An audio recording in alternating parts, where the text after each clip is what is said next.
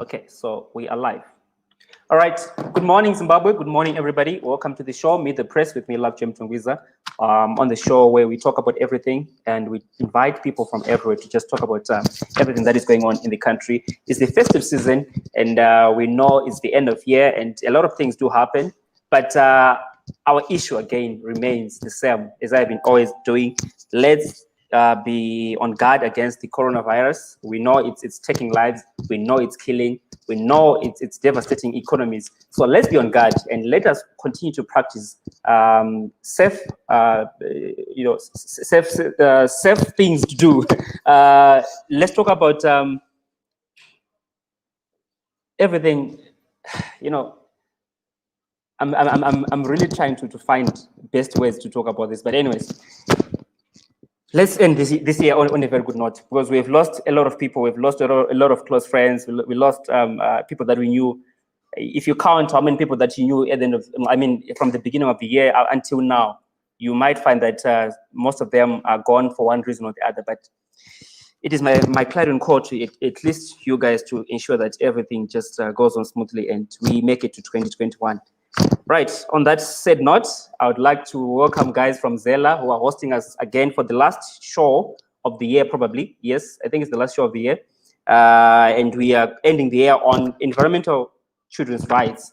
And we want to finish the year, encouraging everybody to ensure that we have a clean environment. We have proper things going on in our mining community. So today we have invited Shamiso, Sandra, and Josephine. I think we've got one more panelist who's supposed to be joining us.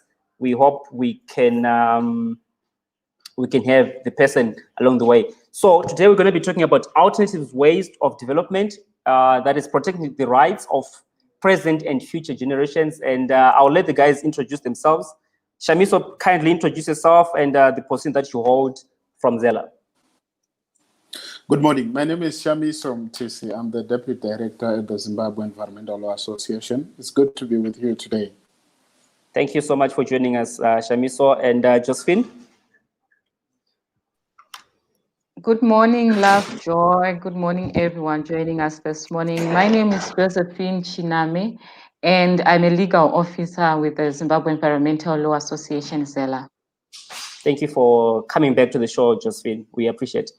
Sandra?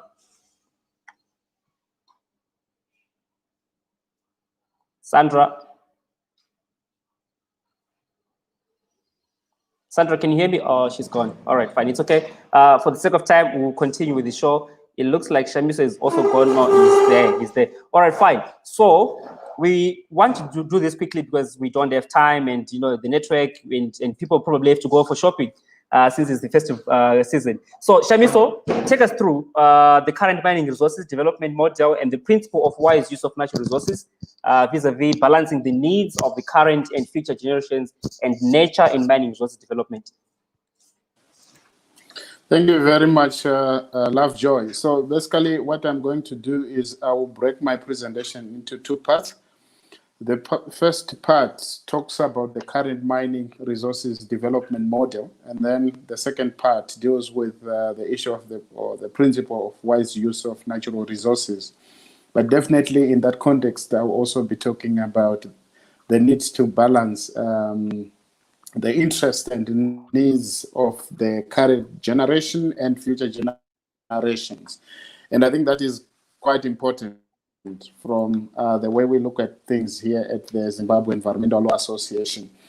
But in terms of the first aspect, when we talk about the current mining model, I think the mining sector, as you might, or some of you might be aware, is governed by different laws. And one of the key pieces of legislation is the Mines and Minerals Act, which apparently is also being reformed. And there are also issues to do with environmental management governed by the Environmental Management Act. And another piece of legislation that is critical in setting out the model is the Constitution of Zimbabwe, which is the supreme law of the country. So What we have observed in terms of the shaping of the mining sector, you might be aware that this is a piece of law that was promulgated long back during the colonial period. That's the Mines and Minerals Bill. What the Mines and Minerals Bill states is that all minerals are vested in the president. So despite the fact that someone is a landowner, the rights to the resources underneath that particular piece of land definitely belongs to the state. So it means one can only get a mining license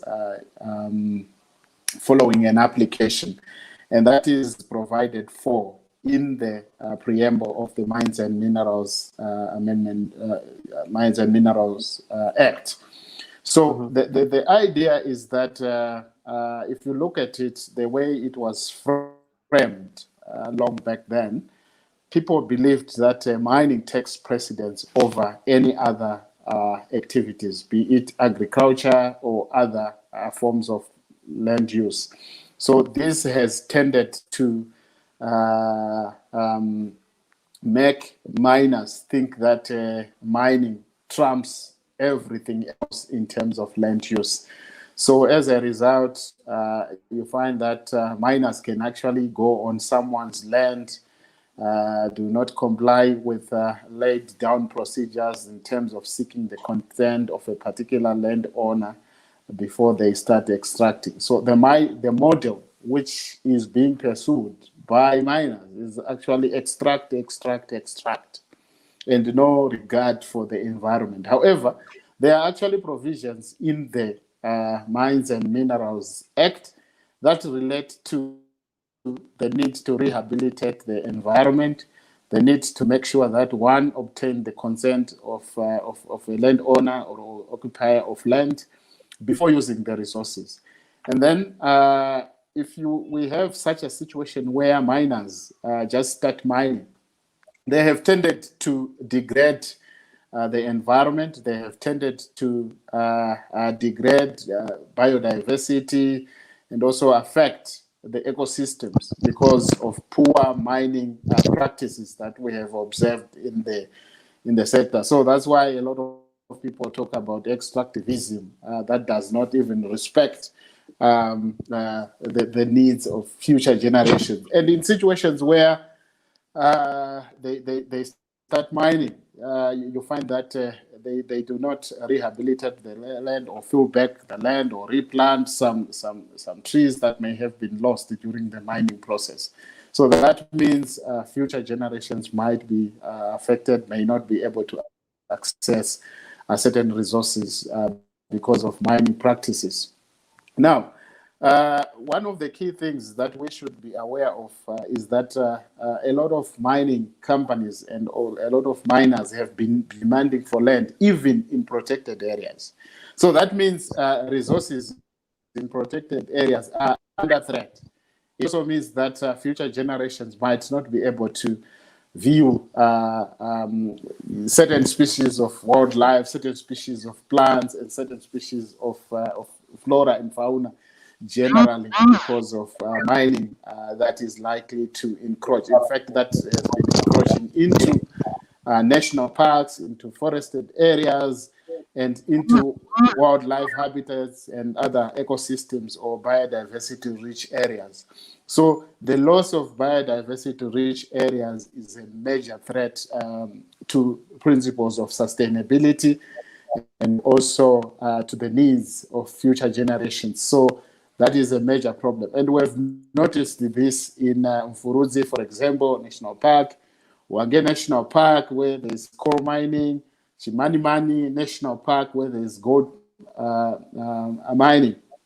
So all these actions are a threat to the needs and interest of future generations in terms of having access to resources that this land was given by God, and those future generations and current generations were given by God. So that's a major threat. Now, because of the need for more land, especially by the miners. I know that a year ago or so, most miners were saying to the Minister of Mines, we want to access land in the national parks, and that has led to the de-gazetting of some national parks. Now, when it comes to the concept of wise use of natural resources, I will basically refer you to two pieces, important pieces of legislation.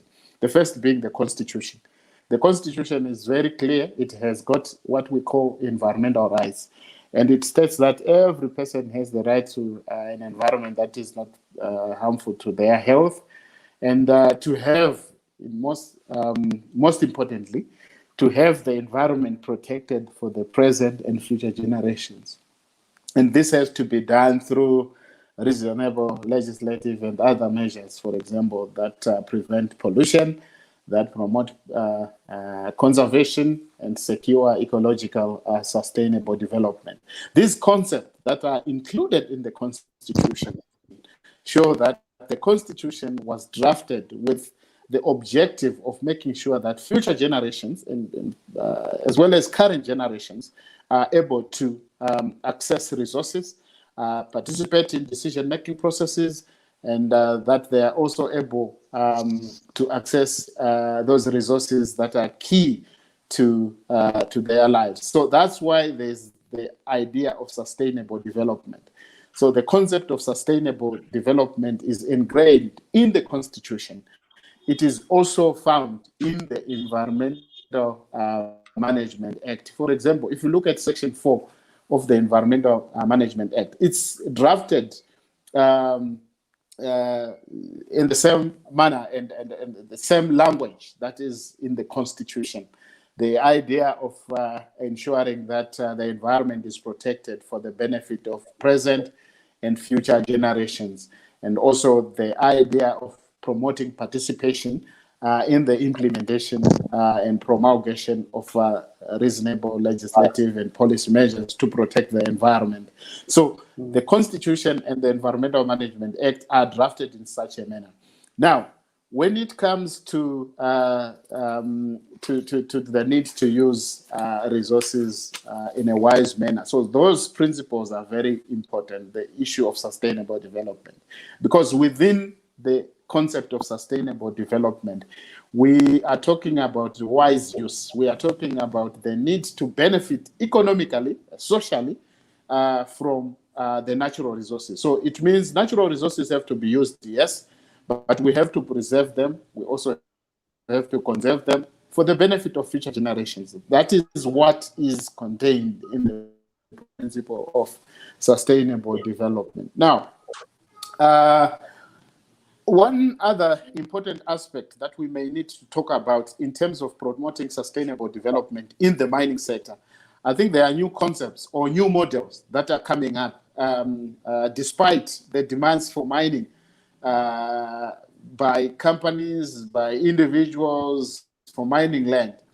There are new concepts that we should be looking at that seek to promote sustainable development principles. And one of the key principles is the issue of responsible sourcing and responsible mining, which emphasizes the need for companies, for example, to adopt adequate environmental standards, sustainable development standards and practices whenever they are carrying out their mining operations. So that principle of responsible sourcing is very key.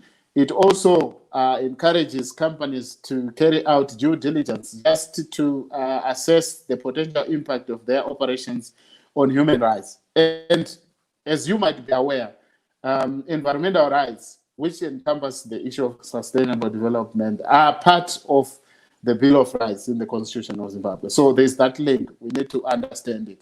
So that means that responsible sourcing measures are key in terms of promoting responsible mining practices. Then one can even talk about the UNGP, the United Nations Guiding Principles on Business and Human Rights, which encourages companies to adopt measures to protect, respect, and provide remedy whenever there is violation of human rights. And environmental rights are part of human rights. So it means that we need to make sure that those models that are coming up are respected and are applied.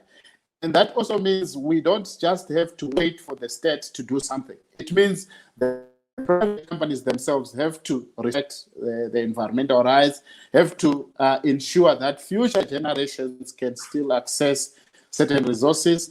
They can actually rehabilitate the land, they can reforestate the land, they can take any other adequate measures to make sure that the environment is protected. And that's how they can build a brand. As private entities. There's also an idea that we now have what are called OECD guiding principles that promote responsible sourcing. Those may also be worth pursuing because it's about due diligence, it's about lessening the impact of conflict.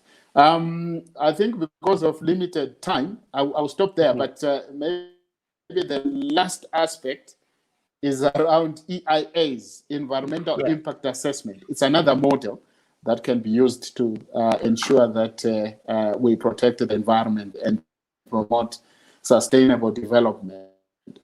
Yeah, over to you. All right, thank you so much, Shamiso, for that, for those opening remarks and for that in-depth analysis. I think I've got a couple of questions which I'll ask you after everybody said what they have to say. I'll come back to you again. To our viewers, kindly send us through your questions if you've got any on the presentation by Shamiso. Then we can also ask him what and hear what he has to say. Now I move on to Josephine. She's going to be talking to us again. Let me find out. Josephine is talking about the future generations or ombudsman. Do we need one, or our current setup is adequate? Okay, Josie, take us through.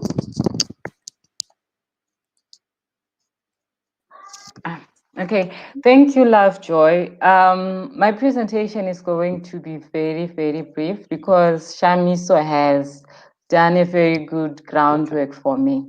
So as Shamiso was saying, our legal framework and other development models that are currently in place allows us to implement development models, economic models that take into account the future generations.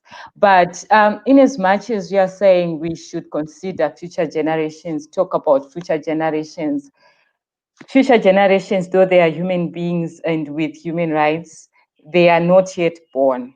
So currently, even if we say in terms of the environmental impact assessment process and procedures, people have to participate. Future generations, they are not here. They cannot participate themselves.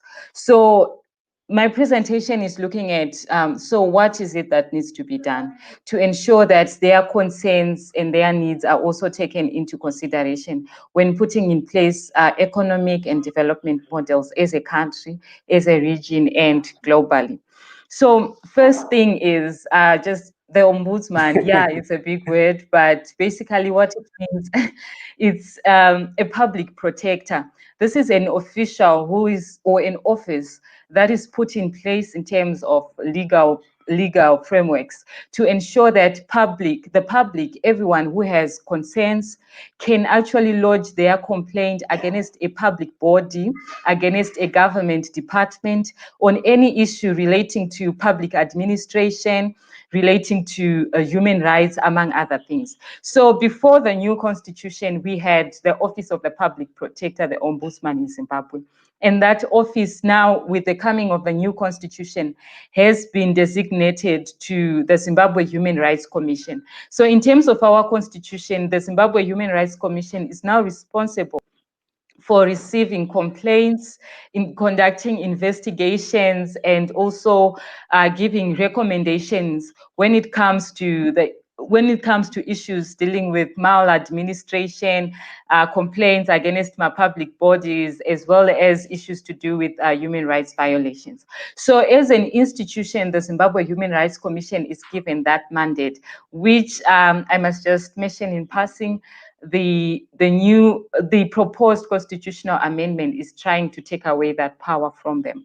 But basically, as it stands now, they have the power to investigate and get information. So when it comes to the issue we are talking about future generations, sustainable development and everything, since they implement and they can receive complaints on the right to a healthy environment, which encompass the issue of future generations.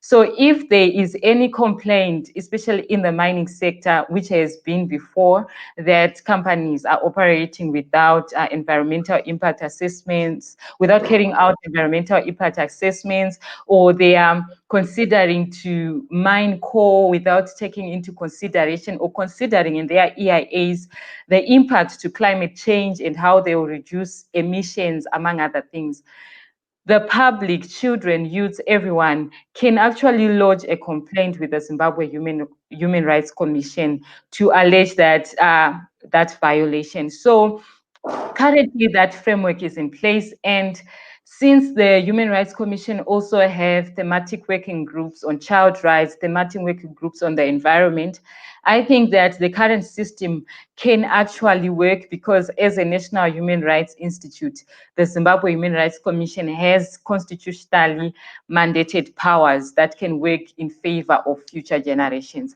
However, there are also other institutions that can be taken into consideration. They are not necessary, they don't necessarily have the mandate in terms of the constitution, but their importance cannot be underrated. I'm sure Ruth will talk more about the role of junior parliament, but in terms of safeguarding the needs and the concerns of the future generations, if the junior parliament is well equipped, is well, the capacity of junior parliament is built, they can play a very crucial role in ensuring that where discussions about economic models, economic development are going on, they represent the voice of the present generation in terms of children and youths, the current children and youths, as well as future generations, because they have a very important role to play.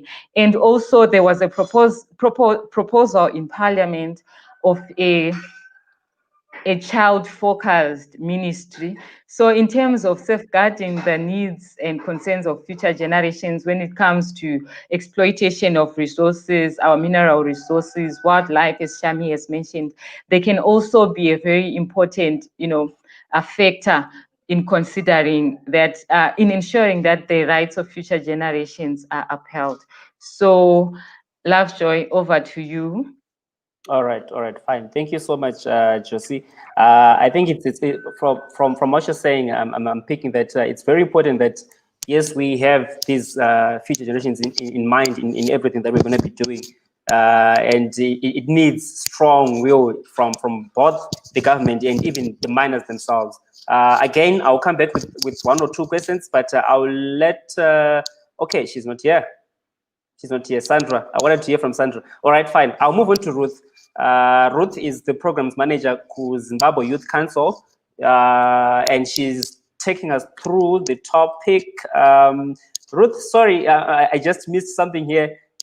Okay, here we are. So Ruth is going to be talking about the role of junior parliament in promoting sustainable development. Ruth, over to you.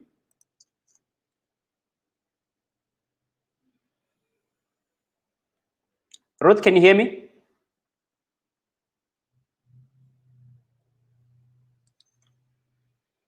Ruth? Kindly unmute your mic.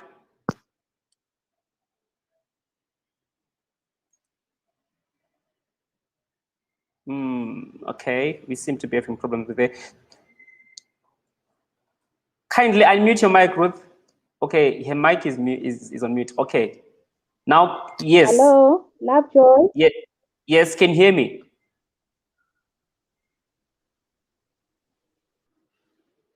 Oh, she's gone.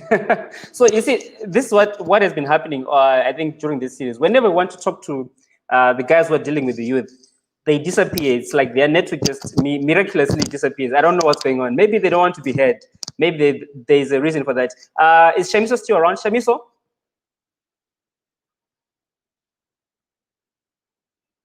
Shamiso, are you there?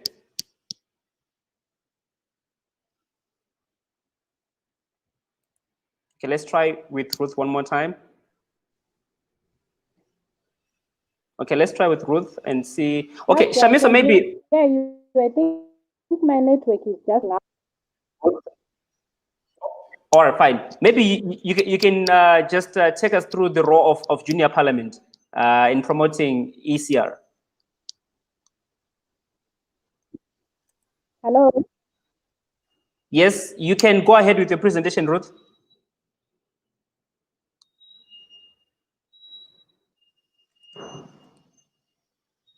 Okay, we are having problems with Ruth again. Hey, the network seems to have gone on holiday. It's all right. Shamiso, let me come back to you and then try to find out what I wanted to ask. You talked about poor mining practices, right? And then I've got a question. You're talking about demanding land in protected areas, and people go on to get that land in protected areas. Who is granting this rights to mine in protected areas?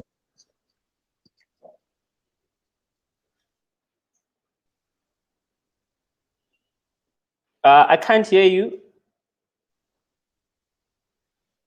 Shamiso. Okay. Shamiso, we can't hear you. We can't hear you, Shamiso. Lovejoy, go ahead. All right. Hold on, Shamiso. Let's go ahead with Ruth.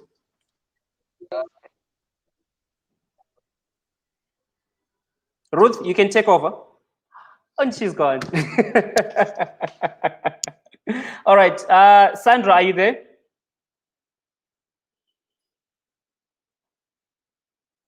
Sandra?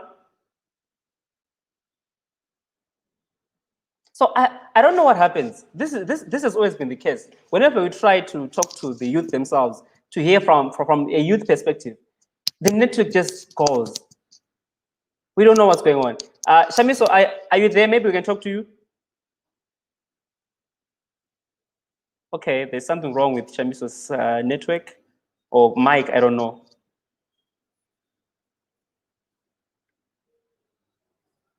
Shamiso? Again and again and again. I don't know. Sandra, are you there? Let's try Sandra one more time. Sandra?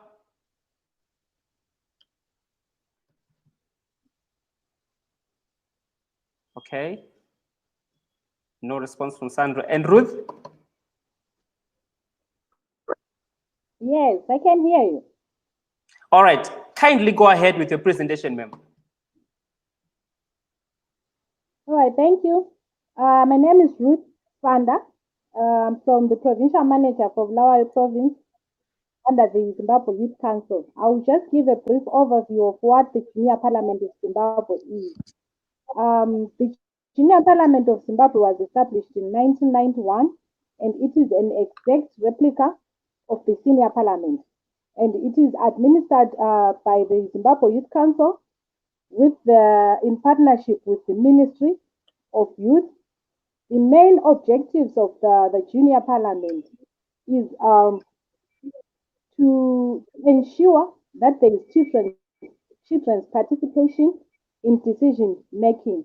It is a leadership platform where we are saying we need to groom young leaders.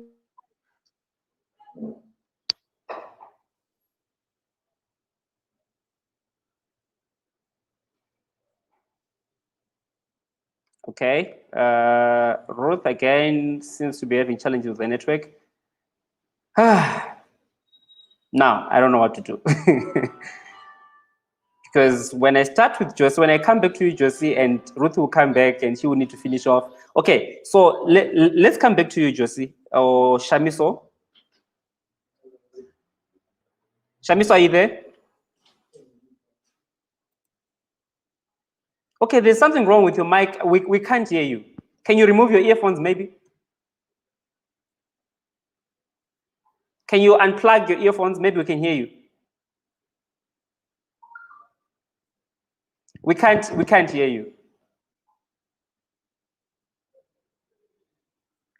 Okay, Josie, you seem to be the only one playing to the gallery. Please Can I come to you and then try to sort out the other guys? Okay, that's fine. All right. You talked about the complaints, right? Complaints being made, what. But are these complaints being heard, or are they just falling on deaf ears? Who's supposed to be hearing the complaints that are made? And those who are responsible for hearing them, are they being proactive when these complaints come to them? Okay, thank you, Lovejoy. In my experience through our work with the Zimbabwe Environmental Law Association, the complaints are being heard. For instance, we conducted a mobile legal clinic together with the Zimbabwe Human Rights Commission in Marange, where communities in Marange had complaints regarding some of the environmental impacts that the mining in their area is causing. So what happened then was the Zimbabwe Human Rights Commission then got the specific complaints from specific members of the public who were present, and they carried out their investigations. They should be ready with their report, the report to be tabled before Parliament and shared publicly sometime next year. So they are doing something along their mandate, like what they are supposed to do in terms of the Constitution. They are actually doing it because they are carrying out the investigations, and they will also prepare a report which they are supposed to do in terms of the Constitution. And when it comes to the environmental management agency, sometimes when they receive reports on a company operating without an environmental impact assessment, they do issue out what are called environmental protection orders to the offending company or miner or whoever. But sometimes, because these orders just carry with them a fine, which someone who is mining is able to pay the fine and does not even make a dent on his or her or its finances, they seem to be not very effective in terms of enforcement. And also, if as an organization we receive complaints and we see that this is a case where we are supposed to initiate litigation, what's called public interest litigation, we also file cases. For instance, we have filed cases challenging the mining in Hwange, the coal mining in Hwange, and we have also actually filed cases after we received complaints about Chitumbisa municipality's discharge of waste in its water bodies. So there is also that part that we act as an organization. Thank you, Lovejoy. Mm-hmm. Okay, I was hoping that by the time you're done, the other guys will be back, but it looks like they're not. So I'll try again with Sandra. Sandra, can you hear me?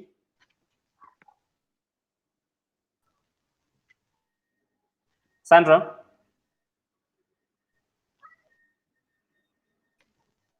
Sandra?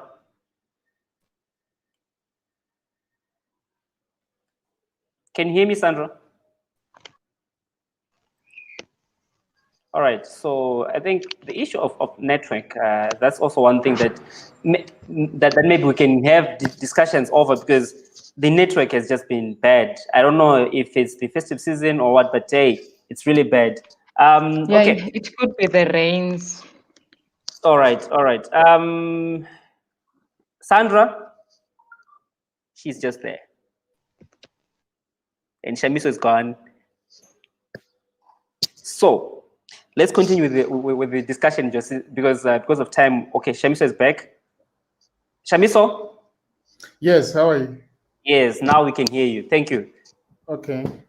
Okay, so I had a question for you, right? How much can good governance and self-regulation go in protecting the environment, in ensuring that we've got a clean and safe mining environment? So you're saying good governance and self-regulation? Yes, Okay. self-regulation for the mining companies.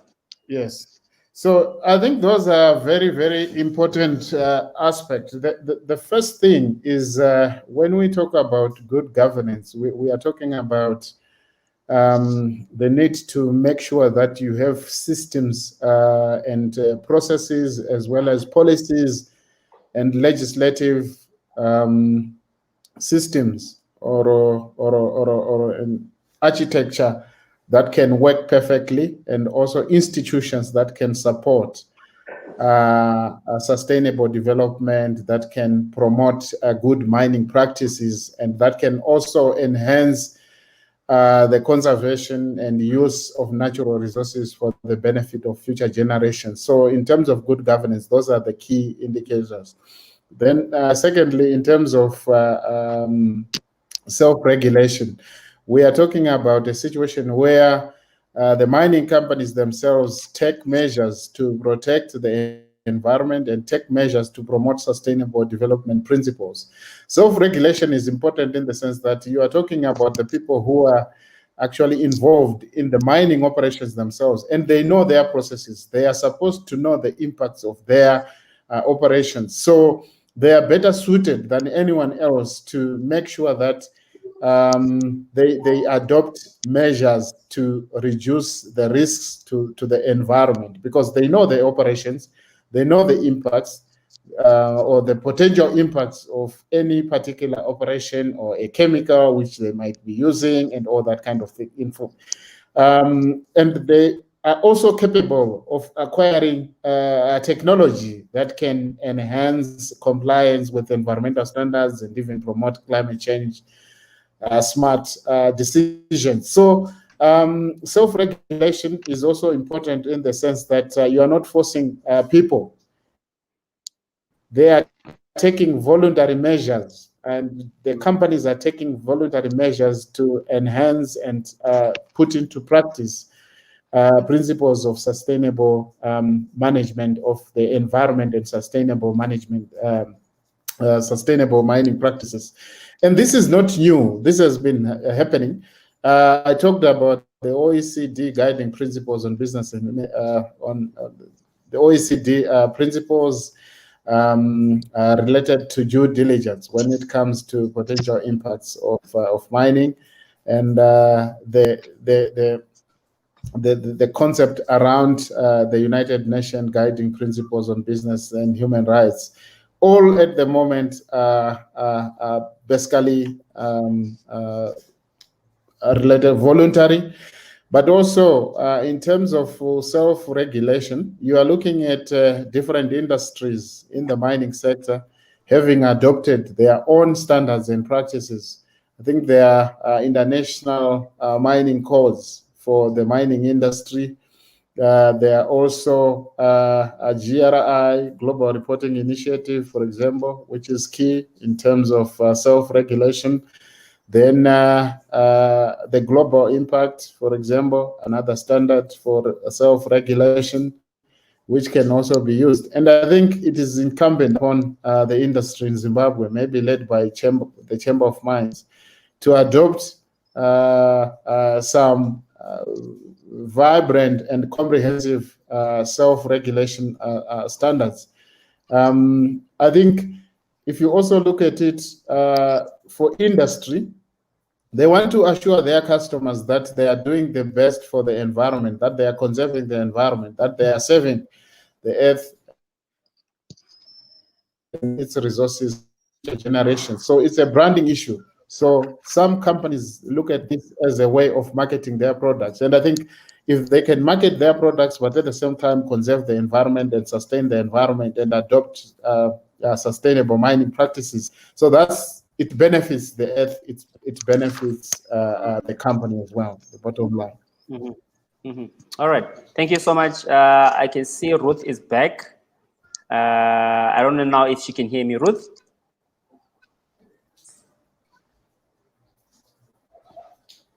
Okay, kindly unmute your mic.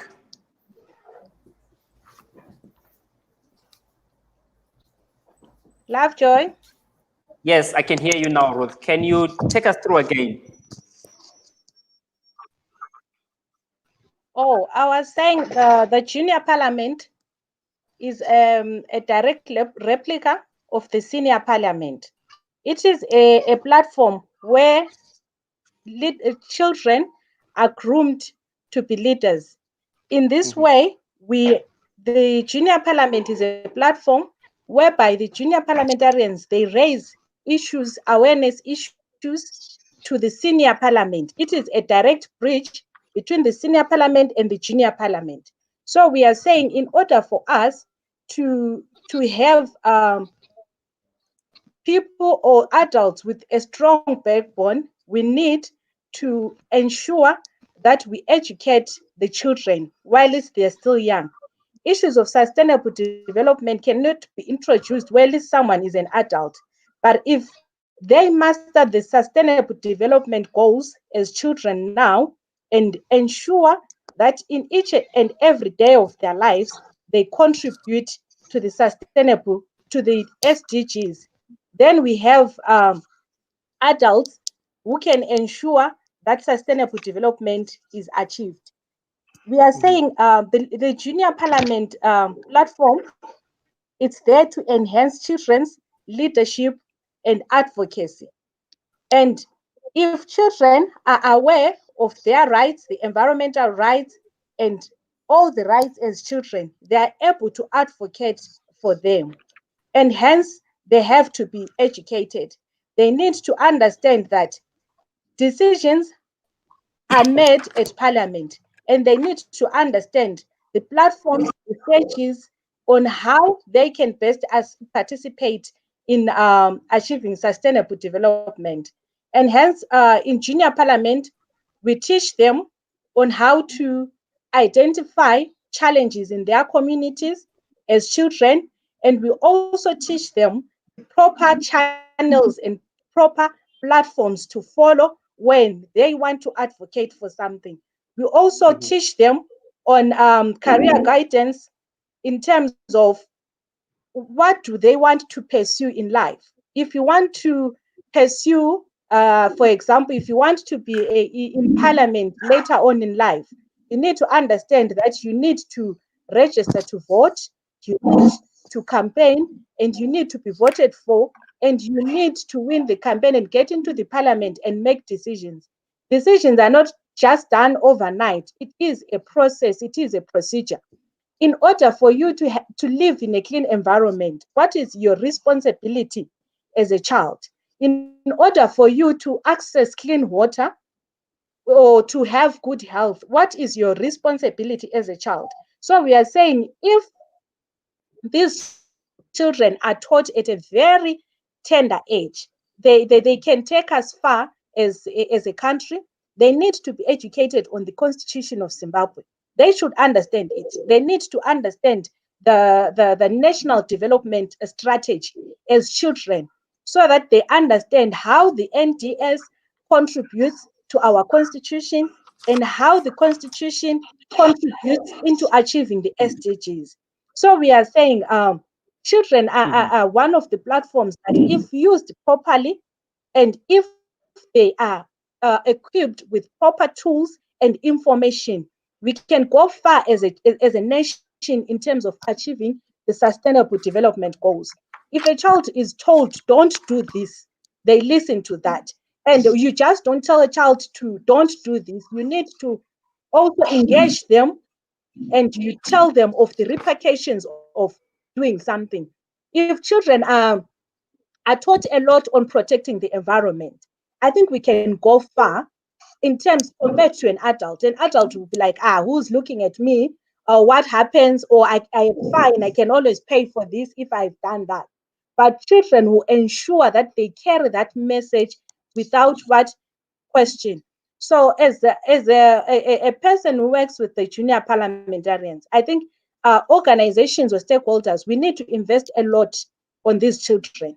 They can take us far in terms of, we want to run away from a situation whereby we have youth or young people who are being used, or who really do not understand what sustainable development is, who really do not understand the SDGs and the NDS as young people. We are saying Mhm. we are running away from a situation where there's that group what do you call it, when the youth just come together to just cause distraction. But if they are informed and empowered with proper information and tools, we have young people who can take us very far. And we need a strategy whereby when these children, because the Junior Parliament of Zimbabwe, it constitutes of children from the ages between 14 and up to 18 or 19.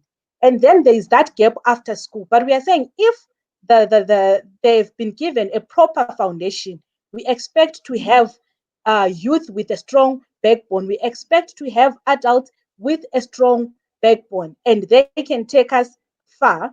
And we are saying if these young people or the children are taught the proper procedures of communication, even when it comes to environmental rights, they can take us far. They can lobby for it.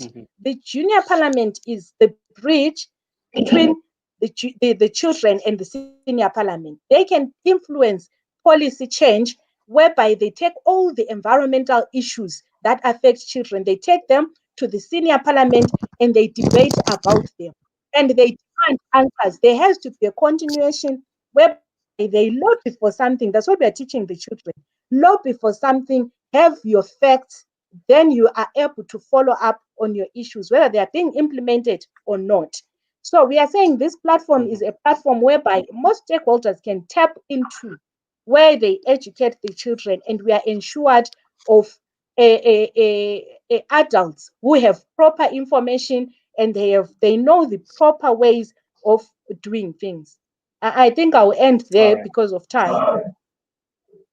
All right. Thank you so much, Ruth. That is a very in-depth analysis of the role of the junior parliament, because for some of us, we just think junior parliamentarians are just there, to just sugarcoat everything. We don't really understand their role. But I would want to know as well, as a follow-up to what you're saying, what are some of the practical things that you're doing to ensure that environmental child rights are protected? Because yes, you talked about their role, but practically, what is being done by the junior parliament? Thank you. You look at we as junior parliament, they lead the cleanups in their schools, cleanup campaigns in their schools, and they also assist they assist their schools in educating. We have the AMA workshops in schools whereby they're educating other children on what environmental rights are and what are their responsibilities. Because they are just there to make sure and ensure that children understand that every right comes with a responsibility. You cannot go around claiming your right to a clean environment, your right to this and that, whereas you do not understand your responsibility. So they do a lot on the cleanup campaigns in their schools. All right, it's good to know that the juniors are doing something, because we want to see them, taking that proactive stance. We just don't want to be told that, we need this, we need that, we need practical action. We need them engaged. In your presentation, in something that was supposed to be presented by Sandra, but unfortunately she's not here. So I'll throw this one to either one of you. Maybe Josie or Shamiso can take this up. The NDS, the National Development Strategy 1, that was launched in November by the President, Emerson Mnangagwa. It's a complex, it's a complex thing. It's a complex document. It's a complex blueprint. But in between the lines there's something that talks about mining and sustainable development. So can children, or do children in these companies understand the NDS vis-a-vis sustainable mining practices? Are they aware of the dictates of the NDS one? Maybe I can give it to Shamiso. Shamiso, are you there?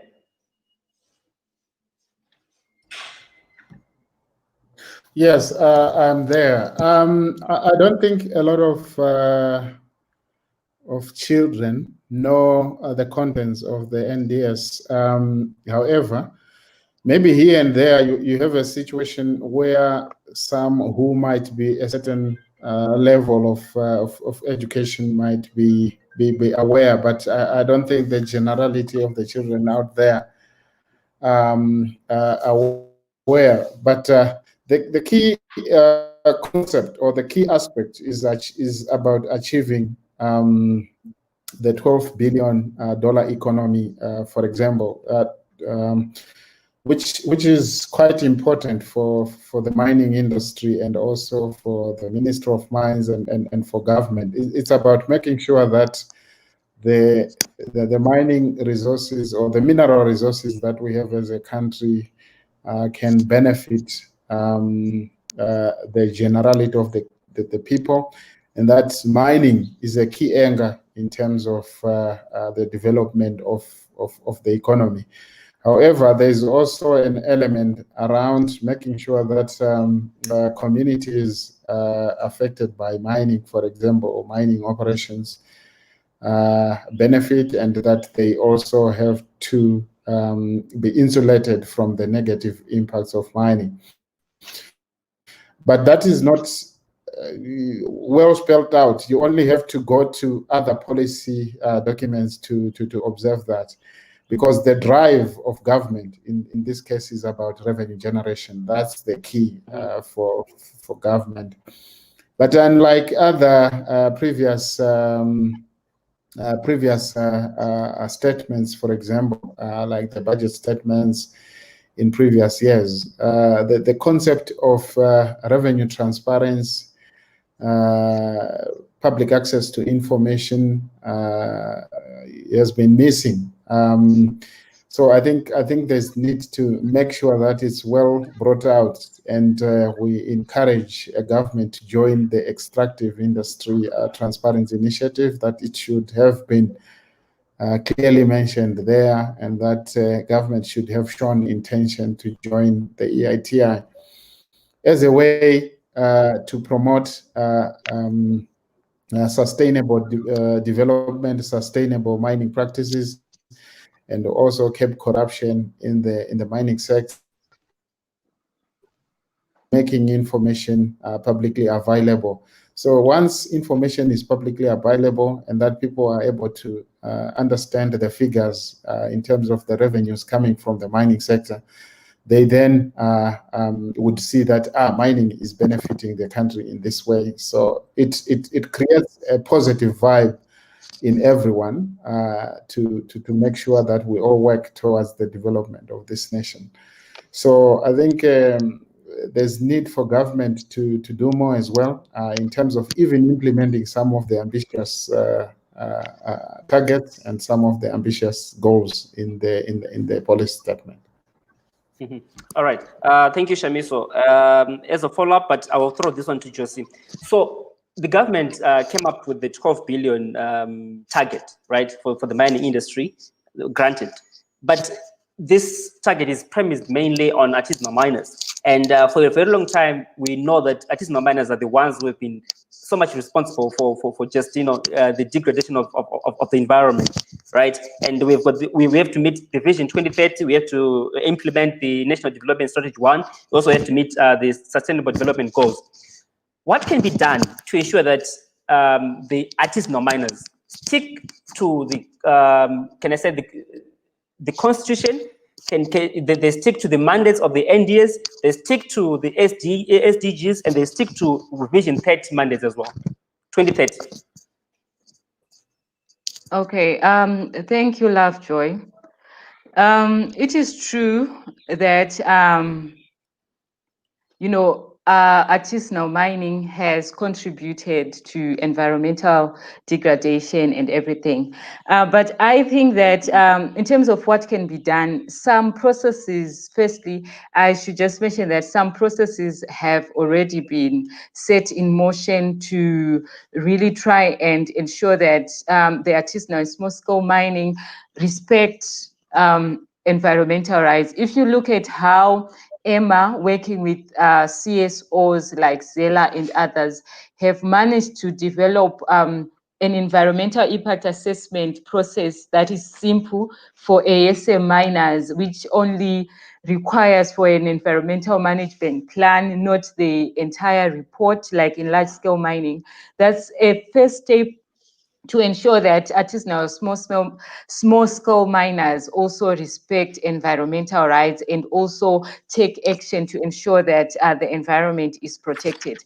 Another issue that as an organization we have been working on for years is the issue of formalization of the artisanal small scale mining sector. When we say formalization, we are talking about their formal recognition in terms of the mining laws. As Shamiso earlier mentioned, the Mines and Minerals Act that we currently have in place is archaic. It was put in place in the 1960s and mainly to safeguard the interests of large-scale mining operations.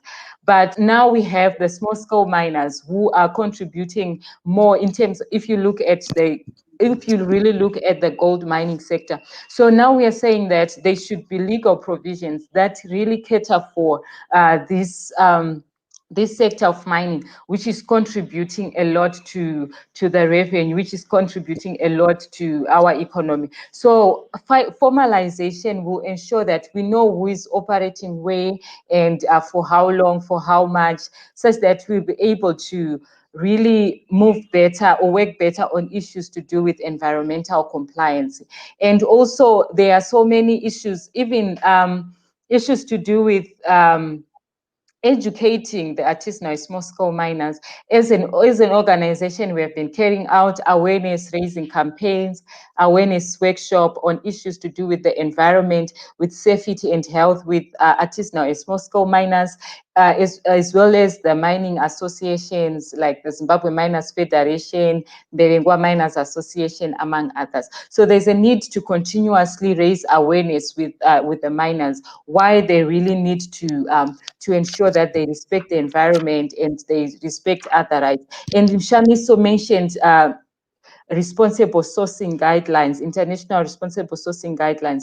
We have been working with select miners over the years to really see that their operations are in compliance with responsible sourcing guidelines, because the issues of responsible sourcing also affect the market where you want to sell your gold and everything. So issues, awareness raising among the miners themselves is also important. So this should not just be left to civil society organizations, but also the government itself should take an initiative, either as EMA, as the Ministry of Mines, Ministry of Environment, among others. So that's what I can say, Lovejoy. Over to you.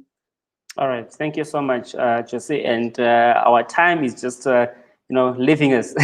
So there's a contribution from Clotilde, and they say, I want to comment on Josie's response on environmental protection orders. And they go on to say, she said some miners can easily afford to pay the fines. I think in that case, stiffer penalties can be imposed, like imprisonment with lots of work to do. They should feel the pain, because as far as sustainable development is concerned, the culprit should face the consequences of his or for her actions. I think this was just a follow-up to what Josie had said. Now we need to wrap up.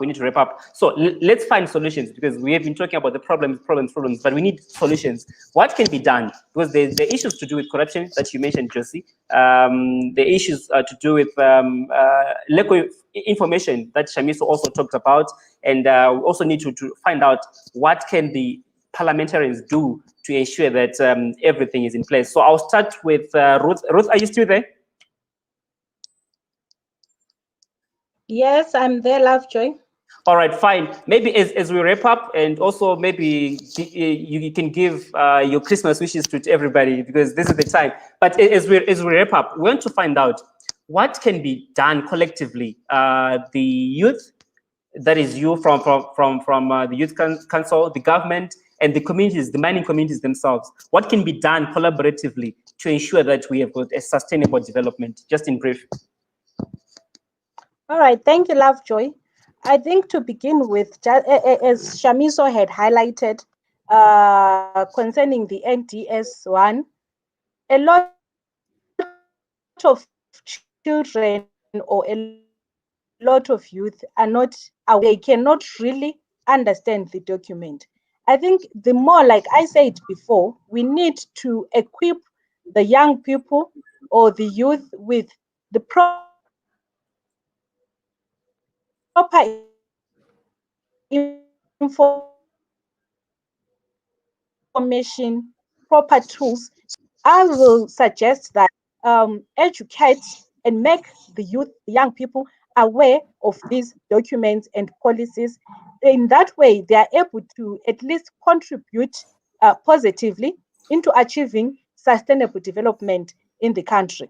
We cannot just make them aware that they'll be sued or they have to pay a fine or they'll be imprisoned if they do something. They really need to understand the background of not doing that thing. Why do we say do not do this? Briefly, I can say that's what we can do to assist these youth or young people. Thank you, Lovejoy.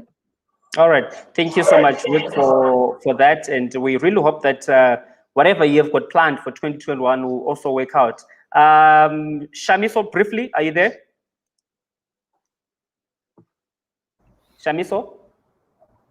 Yes, I'm there. All right, fine. Now we are finding solutions, right? We have been talking about problems, but we need to find solutions. What can you, Zella, do collaboratively with the government, with the mining companies, and with the youth themselves, with the young people themselves, to ensure that everything is in place? I think public education is very key, targeting the youth, and in particular, making sure that we continue organizing workshops, we continue organizing campaigns together with the children, with the government, and even the private sector, just talking about sustainable mining practices, the rights of the youth to live in a clean and healthy environment, and also the rights of the future generations to access biodiversity resources and ecosystems that are key for their livelihoods and also for the future of the nation. So those meetings and those campaigns are very, very critical. So as an organization, we'll definitely continue programming in this sector. I'm sure Josephine can talk more about some of our interventions. But we are committed to making sure that our future generations are able to access the resources that we can access now, and that mining companies adopt responsible mining practices and invest in projects that respect human rights, that respect the environment, and that respect generally the rights of communities, whether it's about displacement, whether it's about rehabilitation, conservation of water resources, and also generally the environment. So that's what I would say. Thank you so much, Shamiso, and please continue doing the good work that you're doing. We really appreciate it. And lastly, Josie, yeah, Shamiso said you're going to be talking about interventions by Zella. I think maybe we can talk about that and then maybe also give solutions from a law point of view, what can be done going forward. Okay, I think both your points can be merged into one. What we are doing, part of what can be done is something that we are currently doing. So in order to protect children and future generations from environmental harm, among other things, we are running a campaign. It's an environmental child rights campaign that we are running in collaboration with our partners internationally and in the region. This campaign is trying to garner signatures, so many signatures that we'll be able to present during the UN General Assembly in 2021 to advocate why we need an international instrument like an optional protocol to the UN Convention on the Rights of the Child, looking specifically on the right to a healthy environment, especially if we consider the environmental harm that is being caused by developmental projects like large-scale and small-scale mining, large-scale farming, logging, among others. And also, if you look at climate change, which is the most pressing environmental issue that we have right now. So that's what we are running on, and we are hoping that those who are watching are able to to sign the petition. The petition can be found on www.myplanetmyrights.org.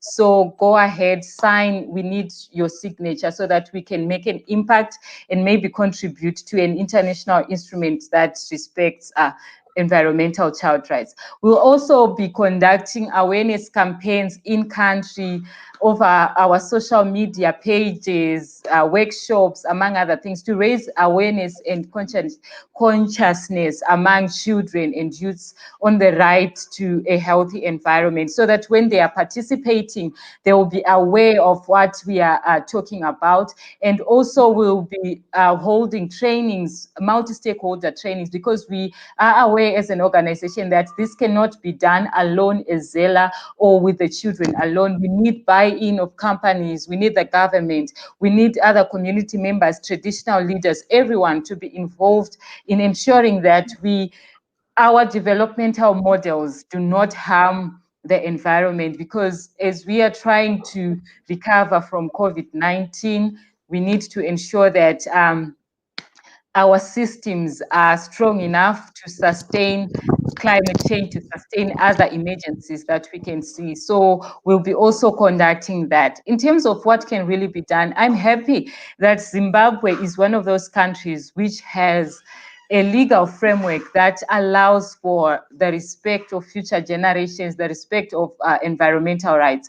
So what really needs to be done is maybe for the implementing institutions, our EMA, our Ministry of Mines, and the mining companies themselves to start taking an initiative, because this agenda of just pursuing profits alone without taking into consideration the environment is not helpful for the future, and it's also not helpful for them as a business. Shamiso has mentioned the issues to do with reputation, to do with responsible sourcing, that those issues can actually affect the business. So it's a win-win situation if we protect the environment and safeguard the needs and considerations of future generations. Thank you, Lovejoy. All right. Thank you so much, Josie, for closing this one for us. We really appreciate it. It's a conversation that we hope we will keep having with you guys, even maybe bring to us, maybe even the government officials themselves. I know we have had parliamentarians on this program. We talked and we heard what they were saying, the interventions that they're also doing. But we'd also want to continue this, going forward in 2021, and also hear what even the ministers are thinking, from their offices. What exactly do they think about these issues? Because these are very critical issues that we don't really talk about, but they affect our daily lives. That said, thank you so much, Zella, for this show. It's been a 5-series show, and I think we have learned a lot from this one. We really appreciate. Continue to do the interventions that you're doing, Ruth, and everybody else who has been on the show. We really want to thank you so much, guys, for coming through and making this happen. Now, as we head towards the Christmas holidays, we know that a lot of you guys, especially the miners, are going to be extracting the same minerals, and now because there's COVID, it means less eyes on them. It means less people are going to be monitoring them. So there's going to be a lot of violation of the environment. But we really, really, really want to urge everybody. We really want to urge the mining companies and everybody involved to ensure that they leave something for the future generations. You're not doing this for yourselves alone. They're also your kids, your grandkids who are also coming, and they will need the same resources that you guys are exploiting today. So let us be responsible citizens. This is our country, and we can all play a critical role. That said, I wish you a safe Christmas. Merry Christmas to everybody who is tuned in. Merry Christmas to you guys, Josephine, Shamiso, and Ruth, and everybody else who is tuned in. Merry Christmas to you guys. May we meet again in 2021, and may we have a lovely New Year's and New Year's celebrations. I know there's a lot of things that also happen during that time. So let us stay safe, guys, and we hope to see you again. Thank you. All right. That said, my name is Lovejoy Mtungiza. The show was Meet the Press with Lovejoy. Let's meet again in other programs. Merry Christmas.